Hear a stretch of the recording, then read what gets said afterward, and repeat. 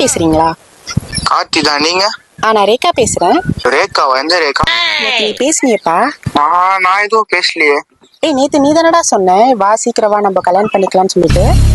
கல்யாணம் பண்ணிக்கலாமா? இல்லையே, நான் எதுவும் சொல்லி. சரி, என்ன இப்ப வரியா இல்லையா? உனக்கு தான் வெயிட் பண்ணிட்டு இருக்கேன். யாருங்க நீங்க? வரியா இல்லையான்றீங்க? என்ன எனக்கு புரியலையே. விளையாடாதடா, இது விளையாட வேண்டிய நேரம் இல்ல, சரியா? அப்புறம் விளையாண்டுக்கலாம். ஏங்க, நான் தான் விளையாடவே இல்லையே உங்க கூட.